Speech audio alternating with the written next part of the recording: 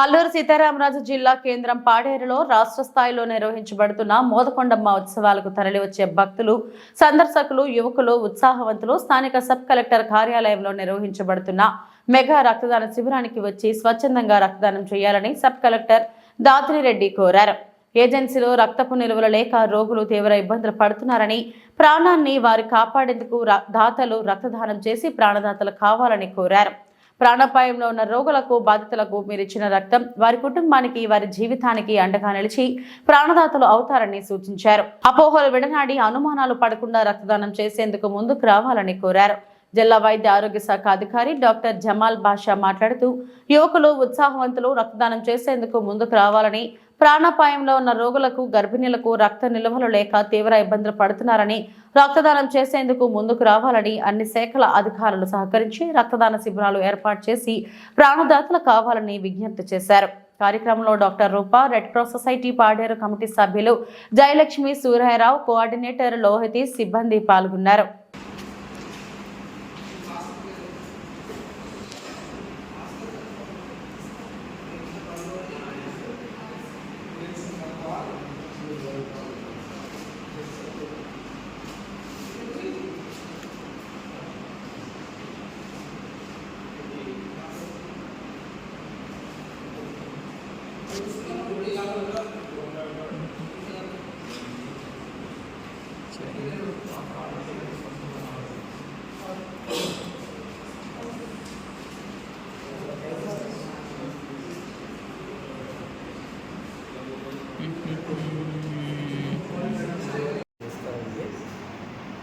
శ్రీ గౌరవాంబ అమ్మవారి ఉత్సవాల సందర్భంగా మన పాడేరు పట్టణంలో సబ్ కలెక్టర్ ఆఫీస్లో 3 రోజులు అంటే ఈరోజు, రేపు, ఎల్లుండి రక్తదాన శిబిరం నిర్వహిస్తున్నాము.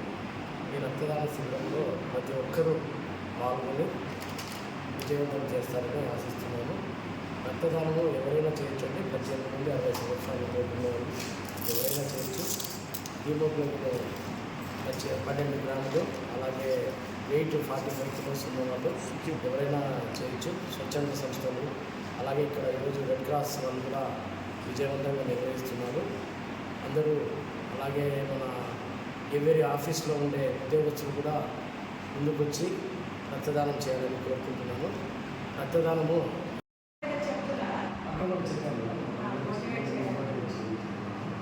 స్టాఫ్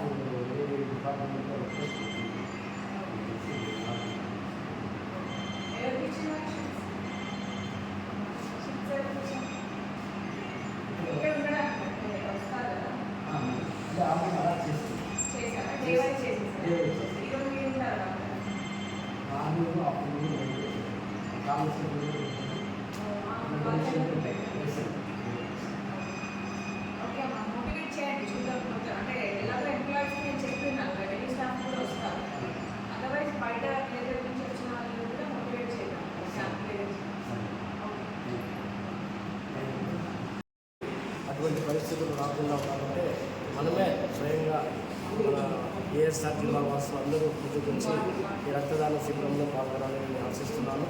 మార్నింగ్ 10 నుండి సాయంత్రం 5 వరకు కూడా మేమందరం ఇక్కడ ఉంటాము.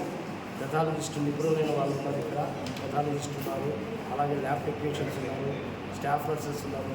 అందరూ వాళ్ళ రక్త పరీక్షలు చేస్తాము. వాళ్ళు అర్హత ఉంటేనే తీస్తాము అన్నమాట.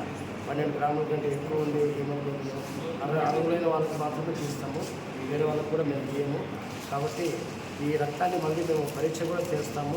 హెచ్ఐవి టెస్ట్ అని, హెచ్బిఎస్ టెస్ట్ అని, తర్వాత హెచ్సిబి టెస్ట్, మలేరియల్ పారాసైటు, వీడిఆర్ఎల్, ఈ టెస్టులన్నీ చేసి ఇవన్నీ నార్మల్గా ఉన్నాయంటేనే ఈ రక్తాన్ని మరి పేషెంట్కి ఇవ్వడం జరుగుతుంది. దాన్ని సురక్షిత రక్తంగా పరిగణించి అప్పుడు పేషెంట్ పంపిస్తాము.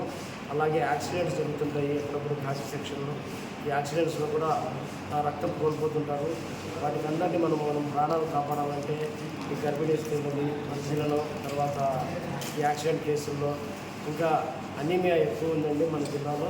హీమోగ్లోబిన్ లెవెల్స్ చాలా తక్కువ ఉన్నాయి. అలాగే సికిల్ సెల్ అనీమియా కూడా ఇక్కడ ఎక్కువ ఉంది. కాబట్టి ప్రజలందరూ ముందుకొచ్చి ముఖ్యంగా యువత ముందుకు వస్తారని నేను ఆశిస్తున్నాను. ఈ అవకాశం ఇచ్చిన మీ అందరికీ ధన్యవాదాలు.